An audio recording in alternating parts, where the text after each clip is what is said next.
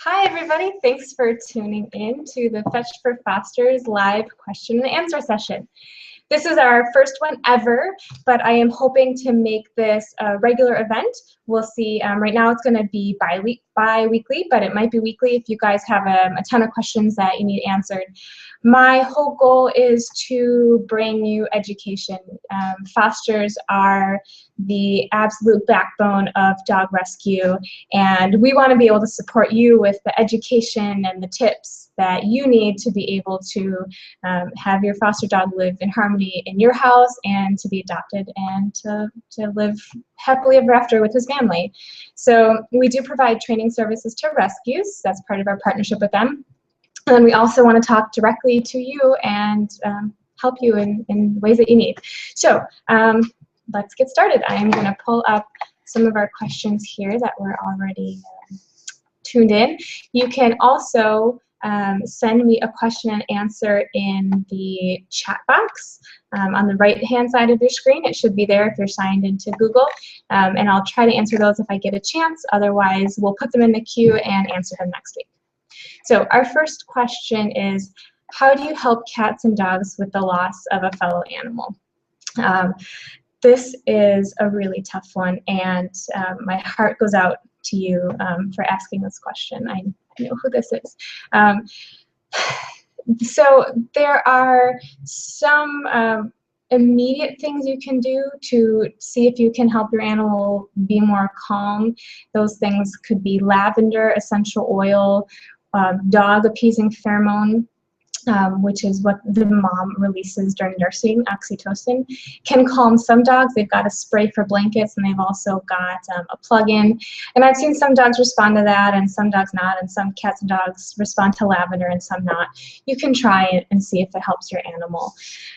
Some vets will recommend that you allow your grieving animals to see the body of the deceased, or if that's not possible, to bring some hair home so that they can smell.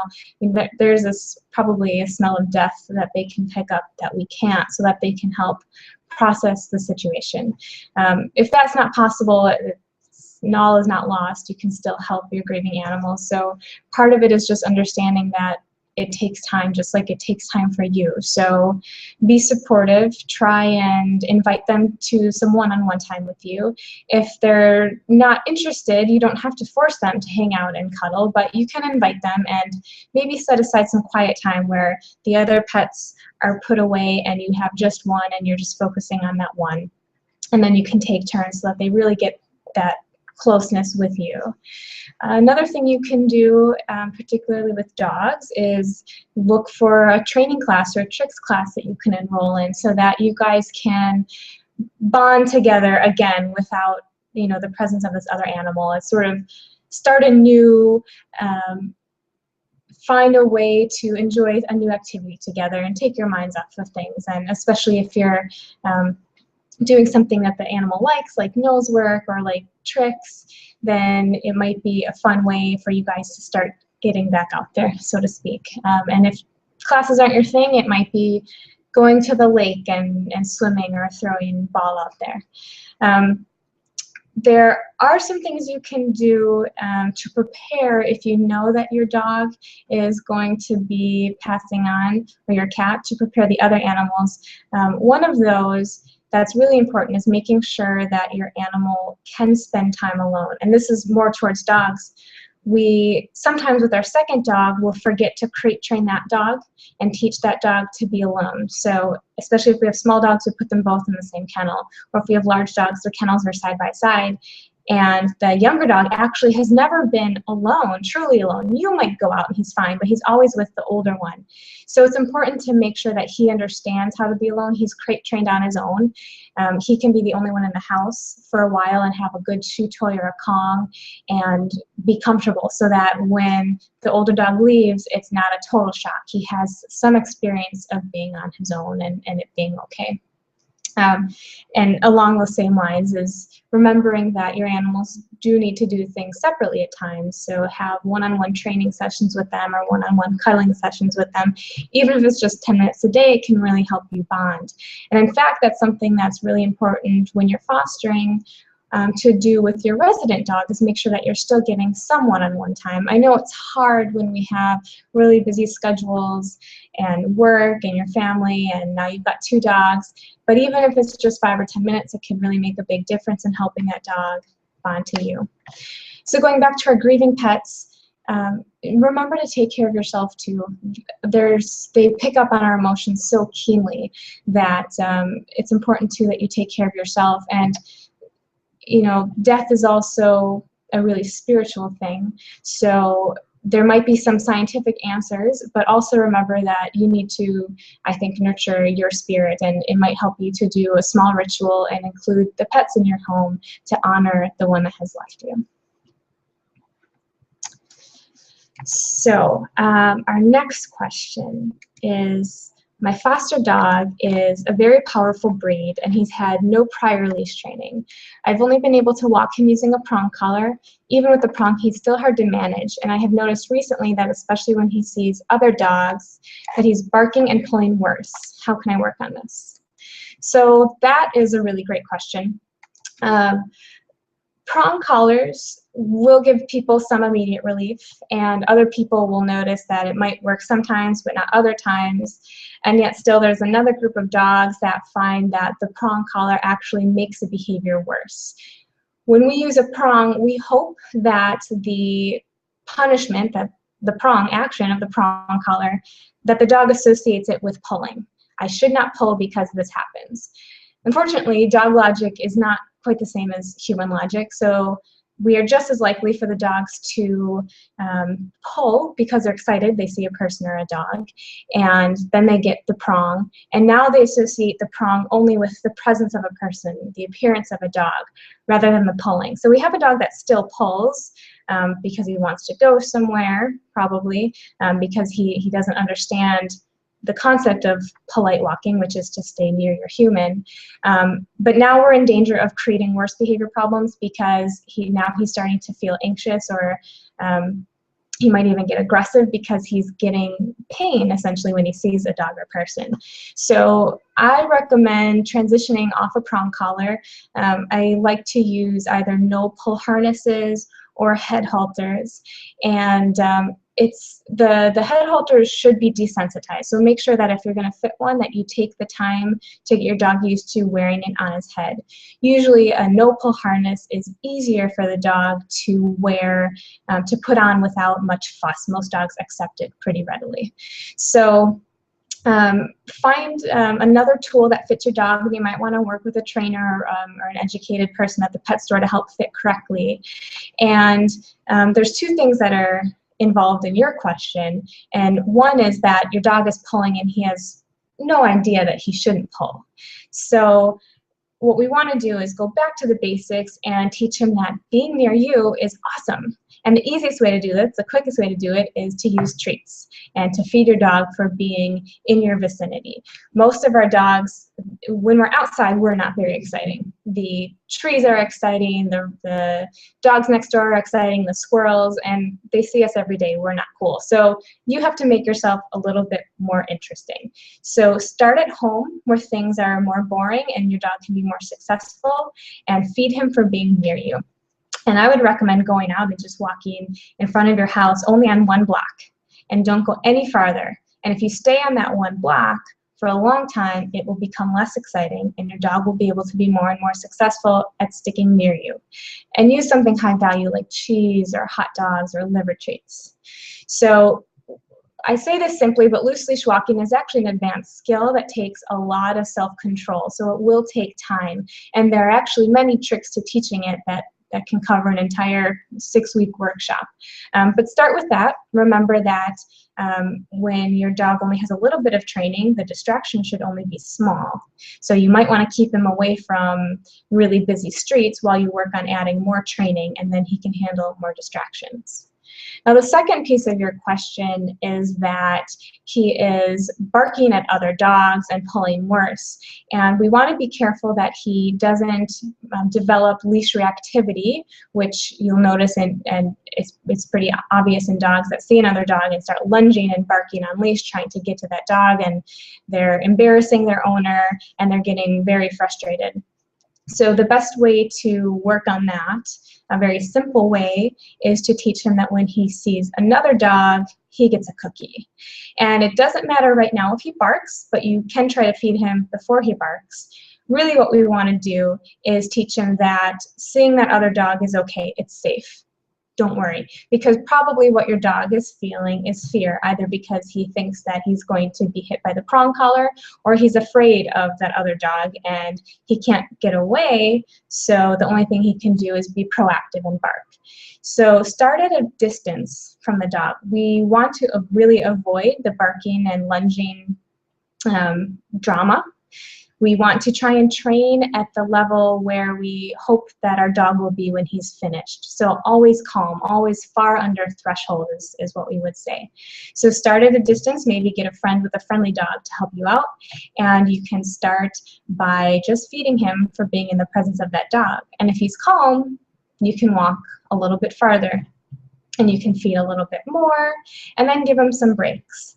And at the business, Fetch Dog Training and Behavior, that's our umbrella business, we do a lot of work with behavior adjustment training as well, which is absolutely fabulous for this. And you can learn more about BAT, as it's called, at Grisha Stewart's website, www.empoweredanimals.com. And she's got a lot of great tips there to get you started on working with reactivity.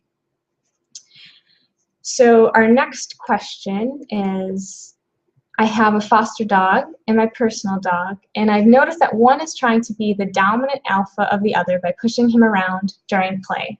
How can I work on this? So that is a really great question.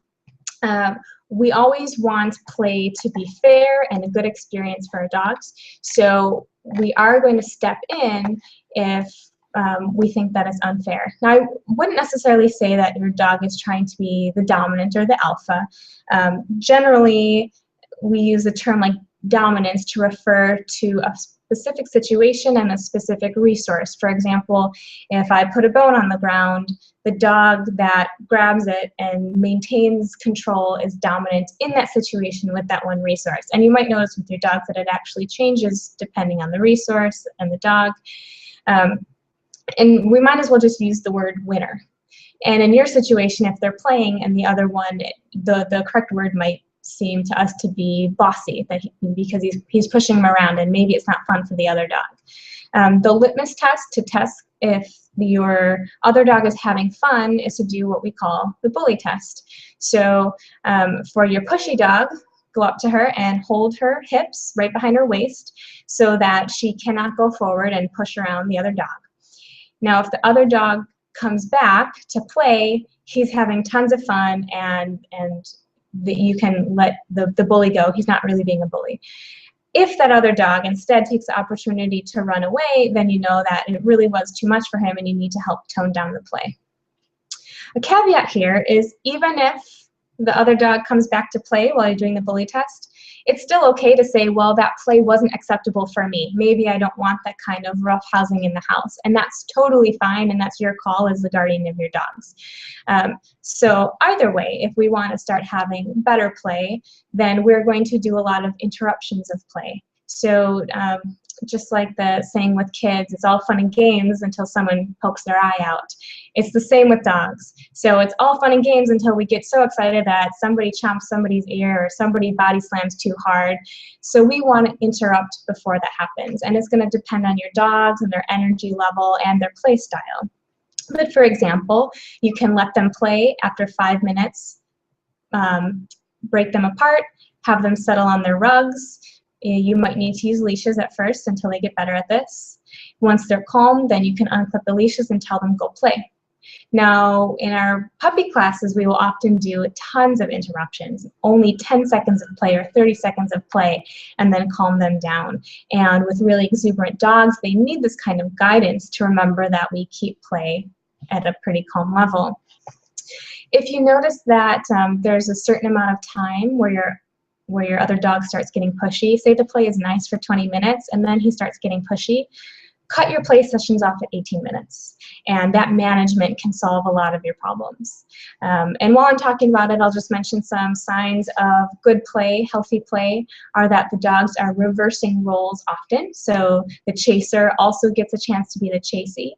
That the dogs are switching positions, whether who's on top or who's on bottom, so that we don't always have one dog that's standing over another dog and the other dog's on the bottom feeling trapped.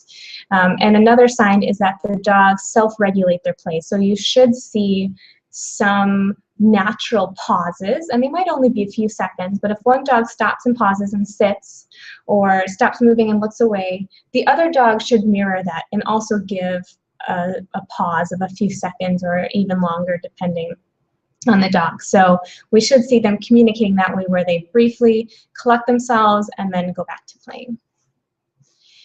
So our next question is, I have a cat and a new foster dog, and my dog keeps chasing my cat. I don't want my cat to be miserable, but when I yell at my foster dog and tell him no, he doesn't care. So what do I do? Great question. It's really important that we honor our dogs that are living in our house. You know, they're doing us a favor by accepting this foster into their life as well. So a few ground rules for keeping cats and dogs, and hopefully your rescue did a very solid dog-cat test before giving you the foster dog. So we want to make sure that the foster dog doesn't actually have a drive to chase cats. All dogs might chase a little bit, but hopefully they're not giving you a dog that's got a serious prey drive that could injure your cat. That said, to be on the safe side, we're going to go ahead and say any dog can injure any cat. So make sure the cat has a safe space. One way to do this is to have a baby gate that's a few inches from the ground so that your cat can go under it and get away, but your dog can't. Or if you have an athletic cat, so the gate's on the ground and the cat can jump over it and the dog can't go through. If you have a cat that's not so spry, you're going to have to make different accommodations. So it might mean that the cat is always in the cat part of the house, either upstairs or the downstairs, unless you're actively supervising. So if you can't set up a baby gate that completely gives the cat his own safe room, sometimes a well-placed gate will give a cat enough time to get out of the room while the dog has to go around, and that can help too. Just make sure that you're always supervising a dog and cat, and if you can't actively watch, they should be separated. We would, of course, hate to have the worst happen. So the cat's got a safe room where his litter box and his food is, because you're likely to get litter box problems if the cat has to walk past the scary dog to get where he needs to go. If he would rather avoid the dog, he might just poop where you really don't want him to. So take your time when you're doing your cat and your foster dog introductions, and with your situation, you might want to go back to square one. So the dog is only in the presence of the cat when he's on a harness and wearing a leash. And then you can be actively working with him. So I would be going over his tricks, sit, down, hand targets, so that his focus is on me. And the cat can be hanging out and maybe give the cat some treats for dealing with the dog being in his space, and teach the dog that even though the cat is there, his focus should be on you. If you have no basic manners yet in your foster dog, then trying to expect him to listen to you and have manners when the cat's around is completely pointless. You have to get manners, period, when there's no cat. So if that's the case, go back another step and start working on basic manners when there's no cat, and then add the cat. If he is able to be calm around the cat, he can approach if the cat is okay with it. Otherwise, it's totally fine to say, in this house, we hang out in the same room, but the cat and the dog don't meet.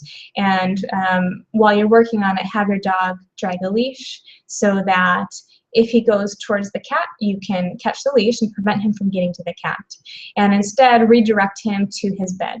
So try to catch him proactively, watch him, so that if he has too much interest in the cat, you can send him to his bed or call him to you and do some tricks. And he should be highly rewarded for that, because leaving the lure of a cat when he got interested and instead coming to you or doing as he was asked is huge. So definitely reward that. So I'll catch him before he, while he's looking, but before he gets too excited, redirect him to something else and praise it heavily. And over the time, the cat will become less exciting, but it is up to you to be consistent to prevent him from harassing the cat, make sure the cat is safe, and to be really consistent with the training piece. So let's go on to our next question.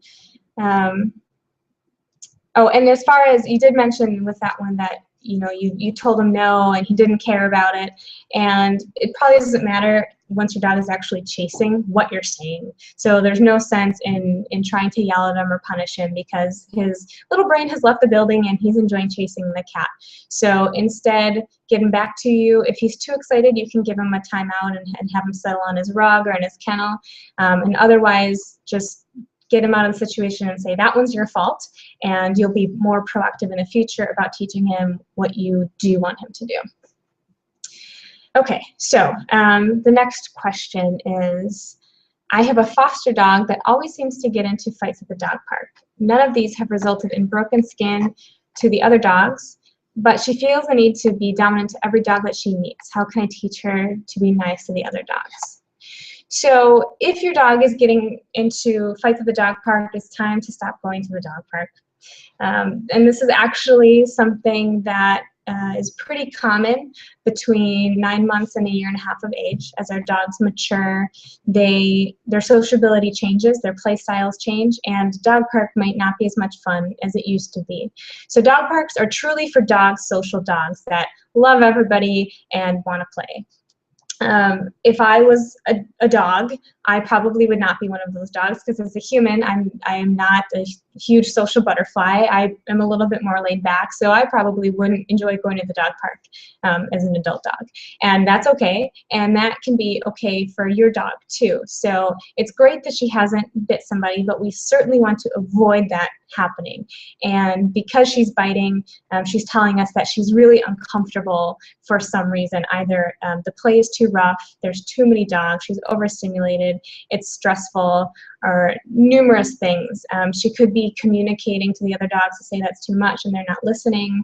So it's not even necessarily that it's her fault or she's a bad dog, but this just is no longer fun. It's not good socialization for her, and it's not good socialization for the other dogs as well. So no more dog parks. If you think she's a social dog, you can work with your rescue to find play dates with other dogs that are appropriate. Or maybe you've got a friend with a nice social dog. Use caution, because if she's getting in fights at the dog park, we want to make sure that her introduction to potential new playmates is slow. You go on walks together first so they can get to know each other from a distance. Walking side by side is really helpful, so we aren't forcing an interaction, but we are hanging out in the same space, sniffing each other, kind of feeling each other out before we go and play. And then we can refer back, earlier how I was talking about signs of good play. Make sure that you're seeing that play with your playmate for your foster dog. Dog parks, I don't love them. They're a great concept, but often people are on their phones or they're chatting and they're not paying attention to their dog. So they also tend to congregate in areas, and then dogs congregate in those same areas as their people, and we do tend to see a lot more conflict because of that. And when we're not getting play that should be interrupted, we're not getting dogs that are asked to calm down and settle before going back to play. So sometimes they're fine, but sometimes you can have a really bad experience. So I do prefer to have play dates with dogs that I know have good sociability, because even one situation where my dog gets bit can sour him on being social with other dogs for the rest of his life, and it can actually be a really big training headache. So dog parks a lot of the time can be an issue for that reason. So as far as teaching her to be nice to other dogs, it's not that she's mean, it's probably that it's not the right situation. She's feeling too much stress. Maybe she's not a great communicator because she had an impoverished puppyhood, or just genetics. She's not very good at communicating.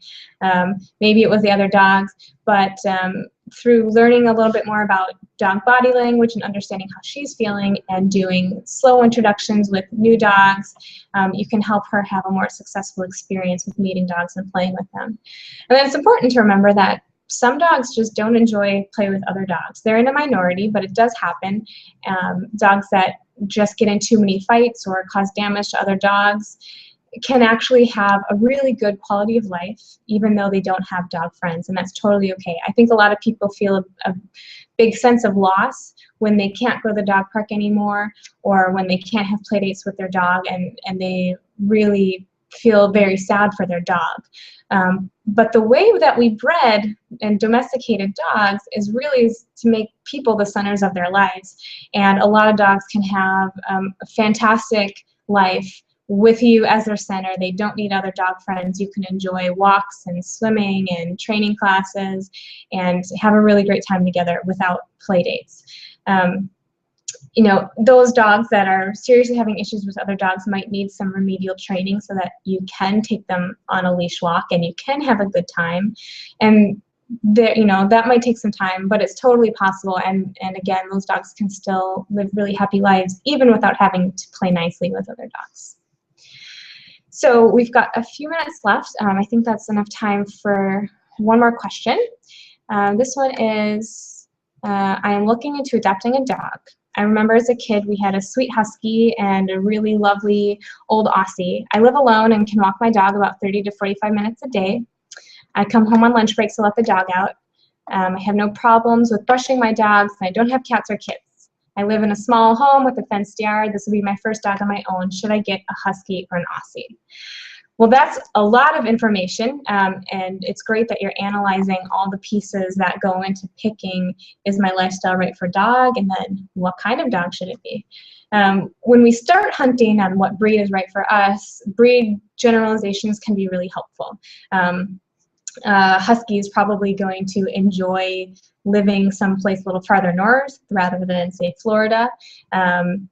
And Belgian Malinois is going to be extremely high drive, and I should only get one if I want to spend hours a day training, and that's what I want my lifestyle to be. So it's a good jumping off point. With Aussies, their stereotype is that they herd things, so it's good that there's no cats or kids. Huskies, a stereotype for the breed is that they like to run. So, you know, having a yard can be helpful, and especially taking your dog out for exercise. But really that would benefit any dog that you have. And when it comes down to it, the key is to talk to the rescue that you're looking at, or talk to the breeders, potential breeders, and keep an open mind about what breed you're going to get, because it really comes down to the individual. I like having, for people that are getting their first dog, I really recommend adopting a dog that is older than 2 or 3 years old. So we already know what personality we're getting, we already know what kind of temperament package and what needs the dog has, and it can take out a lot of the guesswork versus getting a puppy where you're not really that sure what the puppy's going to grow up to be. So one option is letting some area rescues and shelters know what you're looking for, and then treat each dog as an individual, because really when it comes down to it, the success of that dog in your home is going to be what that individual dog needs. And there are couch potato huskies, and there are Aussies that like to run for 10 hours a day. So it's really going to be getting to know this particular dog. If you really want a puppy, you can talk to the breeders and try to find a breeder that's really involved with the puppies, that they don't breed a lot, but that they know the parents very well and know the temperaments of the puppies in general, and try to find one that would fit in with you. Sometimes you can find them from a breeder where the breeder has retired them from breeding, and now they're looking for a home, a pet home for their dog, and that can be another way to get a breed you're looking for with a temperament that you know what you're getting, and that can fit in with your lifestyle. So that wraps it up for today. We had a couple questions left, but I will put those on the queue, and we will do those next time. So thank you so much for joining me. If you like this, share it with your friends. Tell them it was awesome. Tell your rescue director. Tell your other friends in rescue. We want to get everyone involved so that we can continue to educate our community, help you guys with your specific issues, and help dogs get their homes and be happy. So thanks for tuning in. I'll see you next week. Bye.